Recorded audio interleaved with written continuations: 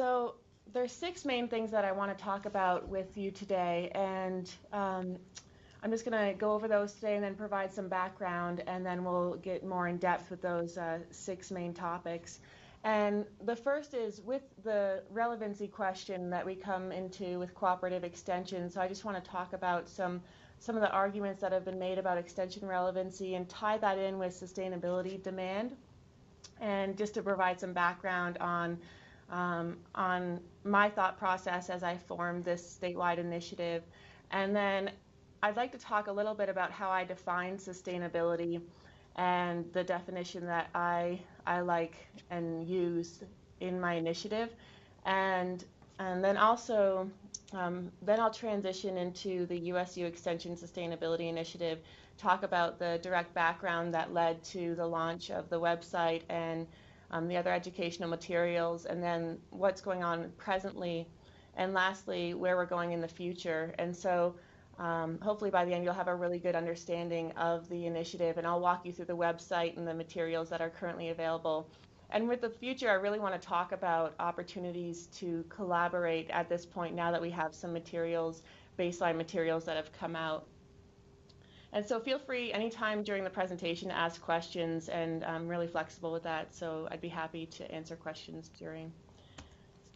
So just to provide a brief background on my experience, a lot of my education comes in the field of communications, and with my PhD research, I use predictive modeling to predict which types of cattle ranchers would be more likely to permanently preserve their land in conservation easements.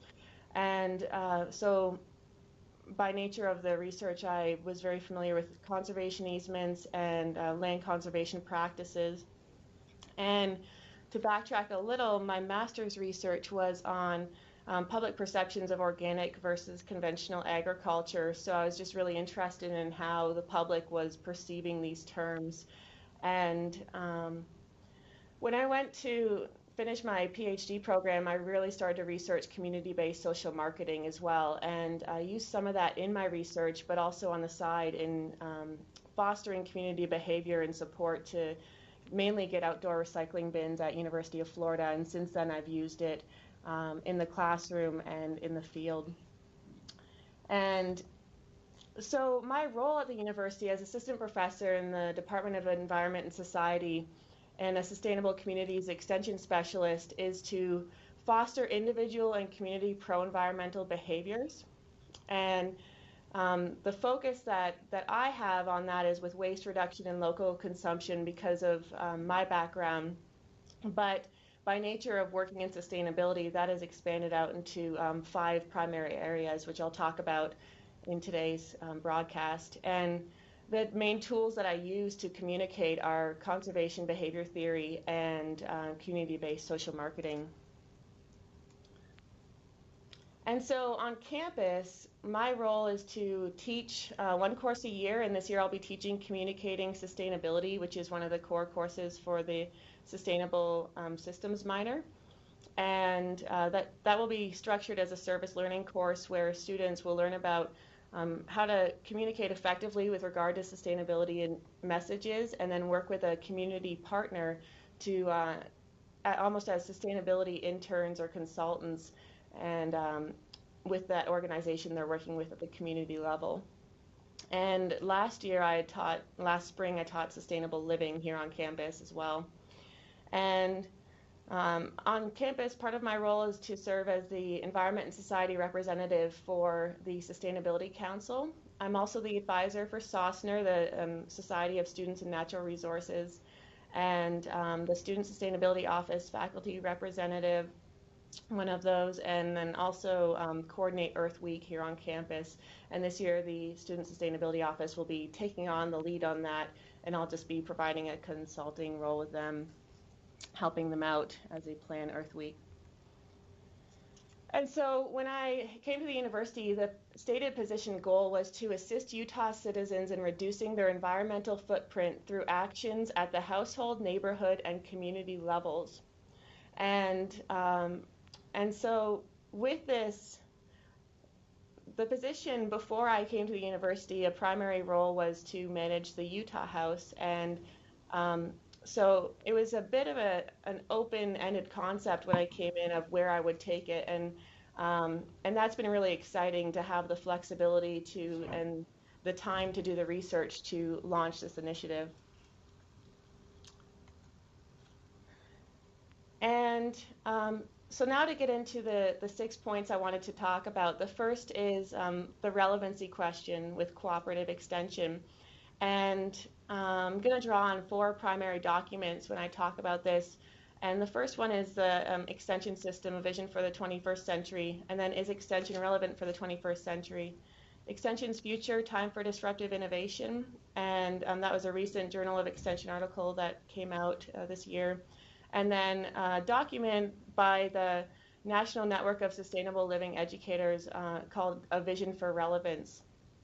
And so I want to just touch on these because they were where I drew some of my primary thoughts on how I would shape a new initiative on a newer subject matter here in Utah. And so to talk first about the Extension Committee and Organization Policy document, I just want to read a quote from that. And it states that they had a vision for the extension system that addresses contemporary issues relevant to constituents residing within and beyond its traditional rural and agrarian heritage.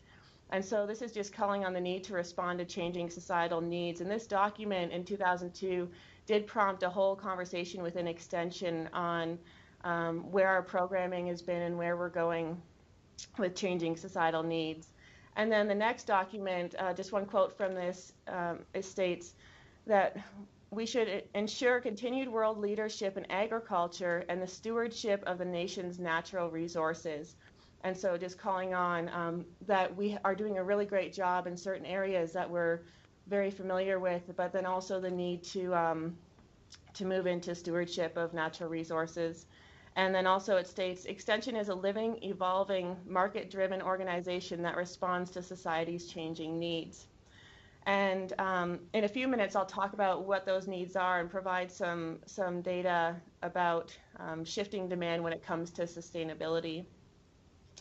But with the next document that came out in 2012, this was interesting to me, talking about disruptive innovation and large change. And just one quote that I really resided with was that Extension has been considered change averse by some scholars and practitioners, and they claim this inhibits organizational growth and relevance. I disagree with that to some extent, but this is where I really like what the authors were talking about. Pockets of individuals and teams across the nation have worked independently as entrepreneurs to enhance Extension's relevance by introducing organizational processes and programs that greatly differ from past practices, supporting a culture of innovation to enhance relevance and sustainability. And so I thought about that, and then I started to do some research, which I'll talk about in today's presentation as well, across the nation on what these pockets of individuals were, especially with regards to sustainability, what was going on, and was there a concerted effort. And then to transition, I just want to read a couple quotes from the last document, A Vision for Relevance. And so this was put together by 10 nationally respected extension sustainability educators in 2008. And there were some quotes in there that resided for forming a sustainability initiative. And the first they drew from the American Association of the Advancement of Science, and stating, in addition to rapidly reducing greenhouse gas emissions, it is essential that we develop strategies to adapt to ongoing changes and make communities more resilient to future changes. Delaying action will increase the environmental and social consequences as well as the costs. The time is now. We must rise to the challenge. We owe this to future generations. And then from that, they stated in this document, our clientele need guidance to reduce their carbon footprint and prepare to make a living and a life in a world whose natural resources are being reallocated by Earth's changing climatic system. And lastly, we need a crash course in how to live in sync with Earth's limits for humans. We need to focus on intergenerational transfer, just as we do with family resources. Living within those bounds is the real meaning of sustainability. And so in looking at these major documents that had come out, this is where I really saw a need to do a comprehensive sustainability program in the state instead of just odd programs that didn't link together in my mind. And so I'm going to transition now and talk about sustainability demand. And this is a really exciting area for me to talk about because there has been a dramatic increase in demand in the last even just 2 years. And so there's three main things I'll talk about. The first is incoming college students, so just providing some statistics on that. And then the explosion of majors, minors, and certificates in energy and sustainability related programs that universities across the US are offering. And then there is a great article that just came out this year on business sustainability across the world with over 4,000 executives from major businesses and looking at sustainability as being part of their business plan. And that graph depicts on the PowerPoint depicts the increase of sustainability being part of business programming, and I'll touch on that in a second. But so going back to the Vision for Relevance document, this is where it discusses the need for offering programs because of public demand. And just one quote from that to finalize: to effectively address the need for sustainable living education, Extension must immediately refocus and retool. We need a state-by-state implementation of sustainable living programming to help clientele break from excessive consumption patterns held up as societal norms. But if Extension is not prepared to be a leader in providing education on this overriding challenge of our time, the public will go elsewhere for it. And indeed, the public is already doing so. And so where is this demand coming from? And so I found a nationwide study by the Princeton Review this year, and every year they do the review with college students. And this year it was with over 12,000 college applicants. And the responses show that 65% of respondents said they would value information about a college's commitment to the environment. So they would value that information. But what was interesting to me is that of that statistic, 24% said that such information would very much impact their decision to apply or attend a school. And so sustainability has become a focal area and a marketing opportunity for thousands of businesses, colleges, and universities across the nation. And just one statistic to support that, in 2009 alone, US colleges and universities created over 100 majors, minors, and certificates in energy and sustainability related programs. What's significant about that number of 100 in 2009 is that in 2005, only 3 documented initiative or programs were added. And so we're just seeing a peak right now in demand and offering of sustainability across the nation. And then lastly is the point about business sustainability. And so this is from an article entitled Sustainability Nears a Tipping Point. And it's by the MIT Sloan Management Review and the Boston Consultant Group. And it's their 3rd annual worldwide survey with managers and executives from companies around the world. And so as I stated, over 4,000 managers and executives had replied from over 113 countries. And so the 2 quick findings from that: the first is that some 70% of respondents who say their companies have put sustainability on the management agenda say they have done so in the past 6 years. And from this group, 20% say it happened in the past 2 years. And so this is where you see on the graph on the PowerPoint the escalation that's happened now. And then also it stated most survey respondents say sustainability is on the company's management agendas to stay. What's more, a substantial portion of respondents say their companies are profiting from sustainability activities. And so we're seeing a real chance for businesses to buy in, and it's already happening.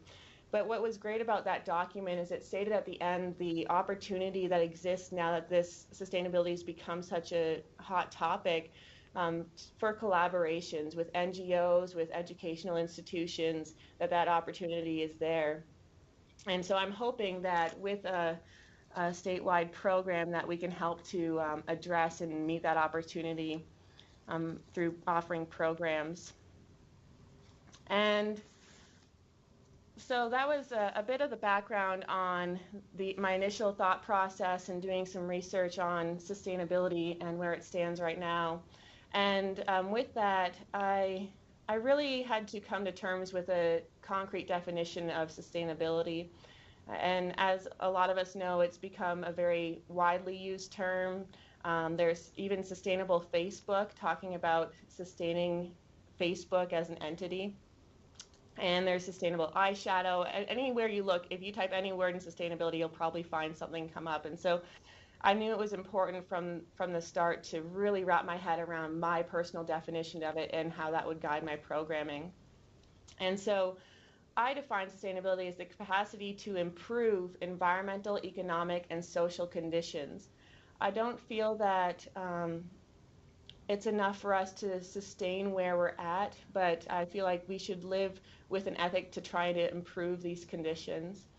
And I believe that sustainability has a basis in natural resources and that it follows an ethic, not a rigid set of rules. And I will say that when sustainability is communicated, I feel like a lot of the time it is communicated in a way that we have to give up something and sacrifice. And I don't feel that it has to be that way. I feel like we could take a positive view and perception of sustainability and communicate in the terms of gain. So what are you gaining economically, health-wise, et cetera, by engaging in specific sustainable behaviors? And so one definition that I liked was from the National Network of Sustainable Living Educators. And they state that they talk about the three elements that we typically see with sustainability. So the environment, societal needs, and the economic aspect.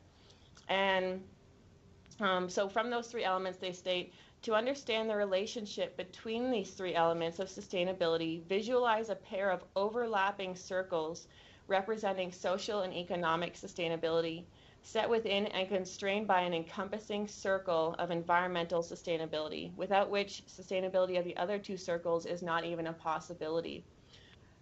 Why that resonated with me is that I feel in sustainability, especially if we're communicating about environmental sustainability, that the ultimate goal could be to improve environmental conditions, and yet where those messages resonate with people is with the health benefits or the societal benefits and the economic benefits.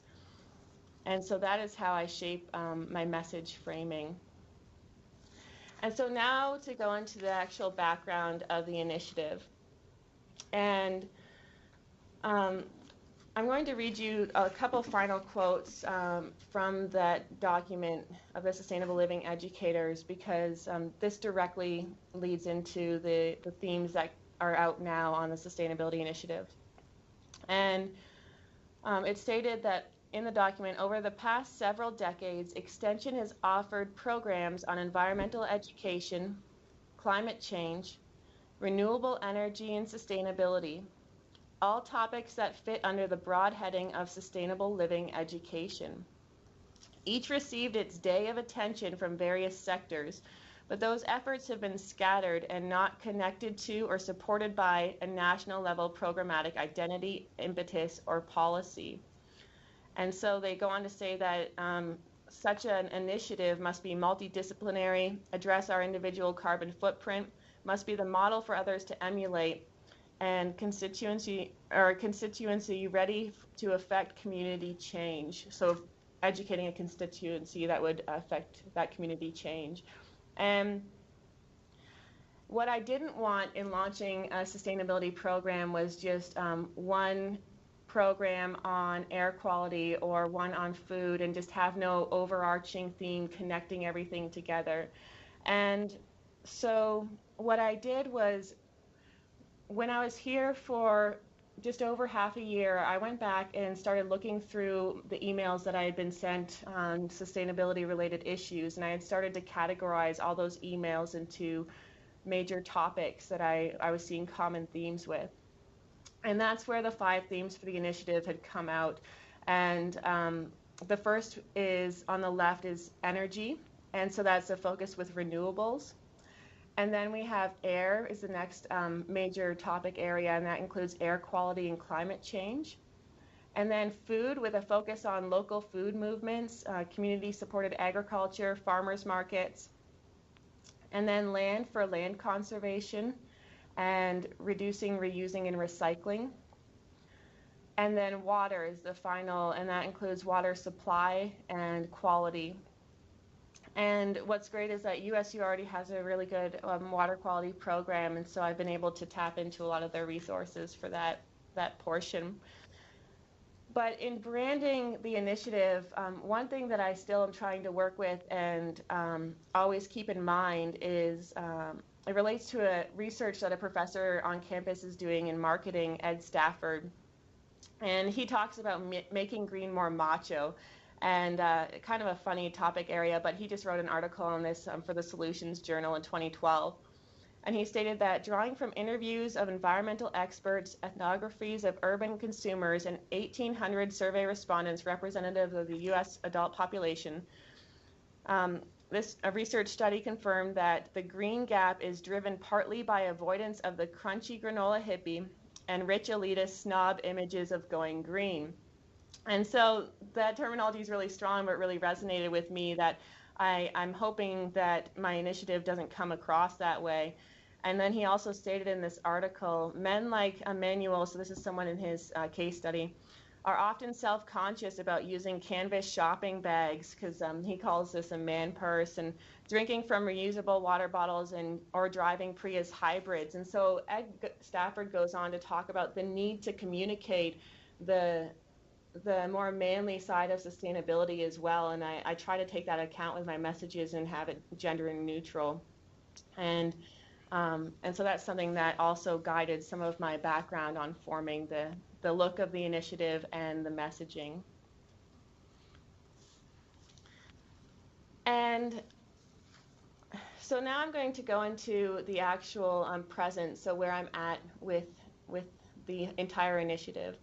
And in the past couple months, I sent out a survey to the the National Network of Sustainable Living Educators, and asked them. I had done some preliminary research on what sustainability programs existed through cooperative extension throughout the United States, and but I needed some help with educators who have worked in this field for several years, and so. We're formulating this document right now, and what we found so far is that there's 16 states to date that we have that are identified with a sustainability-focused program through USU Cooperative Extension, and 8 of these states offer trainings to the public. There's one master-type program that is growing in demand each year, and that's offered in Florida. It's offered at the county level, and it's called Sustainable Floridians. And however, I didn't find any programs in USU Cooperative Extension, so in the United States, that had an overarching sustainability theme for the state with those individual trainings offered in that overarching theme. And so I found states with an Energy Masters program like Colorado or Sustainable Floridians, but it was offered at the county level and the programs varied per county. And I saw a need that existed in offering this comprehensive sustainability initiative. And so what I'm going to do is I'm going to go in and guide us through what exists right now, and then focus on where I'm going with future programming. And so even though with my title I'm a Sustainable Communities Extension Specialist, I try to communicate to both the individual and the community, and I'll talk about the connection of that with the trainings I envision, which will be the next step of the initiative. But the NNSLE document stated that sustainable living education cannot be value neutral. It cannot be without goals for society to embrace individual by individual. And yet they go on to state, and I agree, this is the most important part of our messaging with sustainability. Impact-centered sustainable living education must increase public awareness and knowledge about environmental, economic, and social issues. It must provide the critical thinking skills essential to making informed decisions and taking responsible actions. It must or it needs to be tailored to individual change and individual choices about change. Above all, it must be based on objective and scientifically sound information. And lastly, most people can't visualize changing the world, but combining errands to reduce fuel consumption, recycling, supporting local businesses, and eating organically or locally grown foods are doable first steps. And so what's stated by these educators across the US is that if we focus on these tangible behaviors, that is our starting point in communicating about sustainability. I personally feel it is important to focus on those easy behaviors, but also to get at the broader issues that we're dealing with and how we can address those individually and at the community level. And so here's what the website looks like, and I'm just going to walk us through, like I said, what exists right now. And the main part of the website just has news features, and so if you click on any of those, it'll tell you about the news story. And so the Utah Governor's Office, this is the most recent news story we have, offers recycling incentives to businesses, and so you can find out more by clicking the link below. And then also some other stories. I try to connect all of the news stories back to Utah so it's relevant here in the state, even if it is a national or international news story, that it connects back to Utah so we know what's in it for us. And so here's an example of that. 2012 is the International Year of Cooperatives, and as stated by the United Nations. And so I talk about that and then link it back to Utah. And so Utah currently has one cooperative, food co-op, and that is in Moab called Moonflower Market. And currently there is a plan in place for the Wasatch Cooperative Market. And so if you click on that, it links to the Wasatch Cooperative Market. And but that isn't open yet. So I'll just talk about where we're at with providing food co-ops in the state. And then if you want to see an archive of the news stories, you just go into the news tab here and you can click any of these old stories that have been up. So Intermountain Sustainability Summit, save the date, and another for this spring is the first inaugural National Energy Extension Educator Summit. And that will be April 29th to May 1st at Colorado State University. And I'm excited for that because it's providing a really great precursor to my summit that I'm launching with help of the Western Rural Development Center and educators across the West on sustainability, and I'll talk about that at the end. And then the calendar link just goes into events that are happening that are sustainability related, again, primarily in Utah, and if they're not, they're generally webinars. And so you can find those on here. And they're all related to the themes of sustainability. And then there's a gallery for just providing pictures that are positive about sustainability successes throughout the state. And so if you click, here's a picture of Aggie Blue Bikes, and this is a free bike rental service offered through Utah State University. And then we go to Zion and see some of their initiatives they have going on, solar shade panels that are available for the staff in Zion. And so that's just there for people to explore if they just want to look at some pictures of sustainability in Utah, and we'll be expanding that in the future. And then the About page where I provide a definition. Well, first of all, what is extension sustainability? What's the purpose of it? What is sustainability? And then a brief definition of my position in my focal area, and then my assistance. So this January, I'm taking on a master's student, Blake Thomas, and his research focus will be on extension programs that relate to renewable energy. And so he's going to look at, right now we're thinking the demand of a certification type program in renewable energy in Utah, and then who some key individuals would be to help provide trainings in this program, and then looking at current extension models and renewables like Montana State University and Wyoming and Colorado, and gleaning from them successes and then areas for improvement. And I have 2 undergraduate research assistants that help me with some of the social media, and that's Paige Gardner and Haley Wald-Billig. And so they've been great assistance to me as well. And then lastly is just a brief contact. But what the bulk of the information on the web page comes in the subpages, and I'm not going to walk through each subpage because the format is the same for each one. But since I've been talking about energy, I'll go to the energy page. And so there's a brief introduction about the page, so what you might find in that particular page, and then fact sheets related to the subject matter. And so the fact sheets that are on here right now are related to Montana State University's fact sheets on anaerobic digesters, biodiesel, etc. And I'm going to be adding more continually as time goes on. And then journal articles and reports related to renewable energy. And so there was a lot of economic impact studies that happened in Utah with regard to wind power. So showing the potential economic gains from wind power. And then some other articles like Harvesting Utah's Urban Winds, and a lot of these were from Ed Stafford. But and then lesson plans, so these are for educators. So you can click in any of those lesson plans. Funding opportunities for grants that are available. And there's an energy resources page. There's a resources page for each of the sub-pages. And then below that are some documentaries. So Switch is a great documentary on energy that takes an unbiased perspective on where we're going with energy. And then Wind Unlimited and Wind Uprising are two Utah State University documentaries.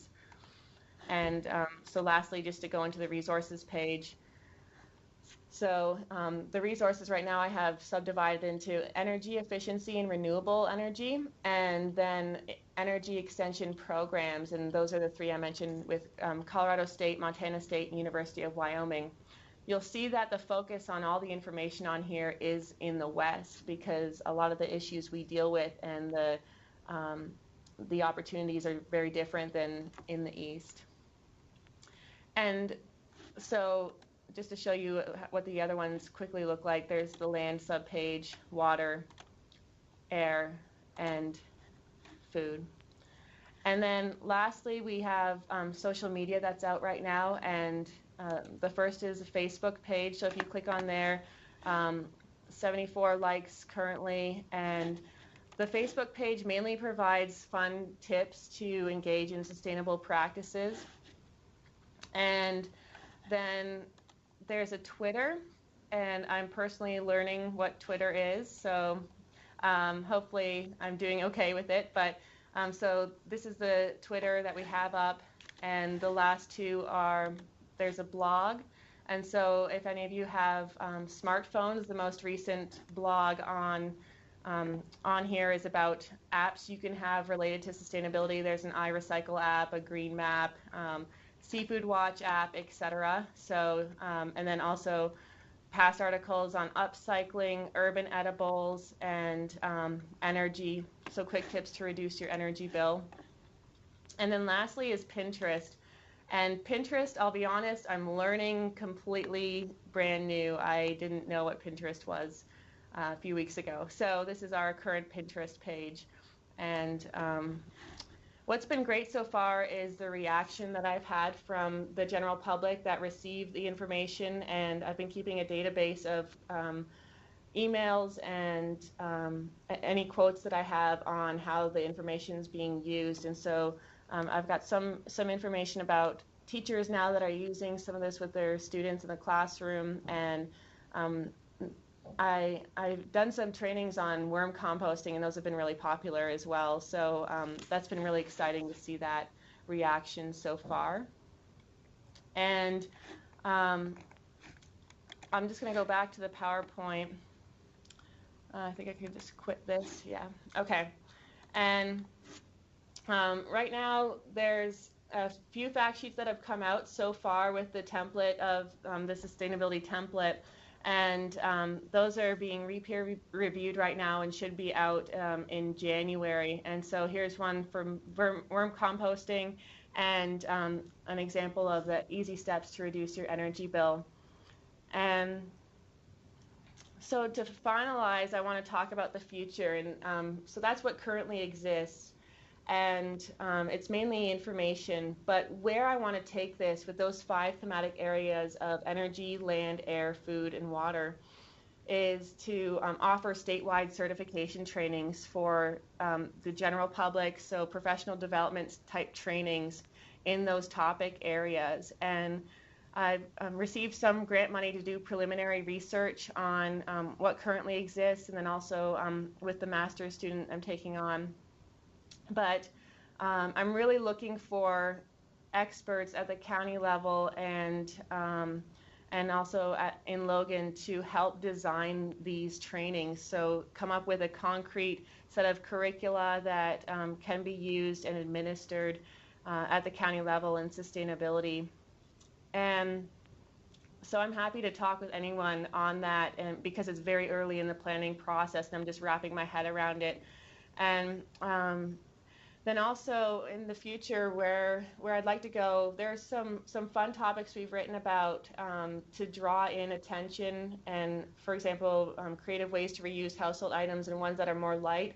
But I do want to, in the future, focus on research-based fact sheets with faculty and potentially yourself if you're interested. And 2 that I'm working with right now are Darren McAvoy and Dallas Hanks on a biomass fact sheet, and Zhao Ma and Seth Cook from Environment and Society on a carbon sequestration fact sheet. And so these are a little more technical and in-depth, and yet I feel like those need to be offered as well and need to be the bulk of the program. And one thing that's fun that just came up, I was talking with Sally Upton from Swanner Eco Center, and she would like to do a sustainability camp with kids this year. She ran one last year, but we've been talking about using the 5 themes of this initiative to design the camp and certify them, kind of like the junior rangers are certified as junior rangers when they're done. So that's a fun thing that we're coming up with, and hopefully developing a curricula to use and be able to be used across the state.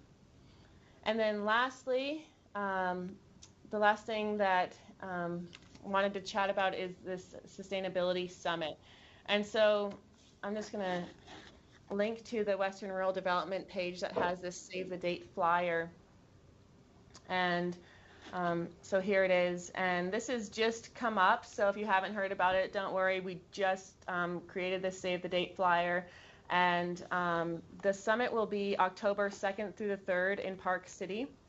And we're going to bring together educators that includes specialists and county level educators across the West that have sustainability focused programming or are planning on designing programming. And the reason that, well, this all started with a conversation with the Western Rural Development Center, and they were really excited about getting people together to talk about what's going on right now with sustainability and extension. And I was excited because it provides the perfect opportunity at this phase where I'm transitioning from basic educational material to wanting to offer programs with county level educators in sustainability. And I can look at what currently exists now through this summit. We're going to be doing a lot of planning at the summit. So in land, we're going to have a panel of people who teach programs on land conservation or reducing, reusing, recycle. And so those educators will be there. And then at the end, we're visioning right now that we'll reconvene at tables and have a visioning process where we look at, well, what has worked well with these programs? What are we missing in our teaching when it comes to these major areas? So in all those land, air, water, food, and energy. And so the call for abstracts for this summit will be coming out in January. And I'm really hoping this will help me guide where we go with the certification trainings, where I've got a team of people that have been in the field for a long time. Because I am new, I'm trying to draw from all of your experience and design these materials that can be used. And so that was the final point with the summit. And with that, I will ask if there's any questions from anyone.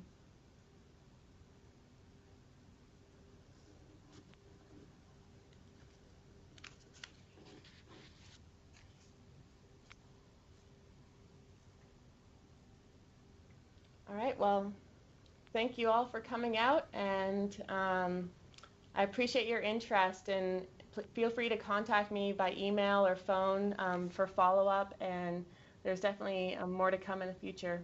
So thank you.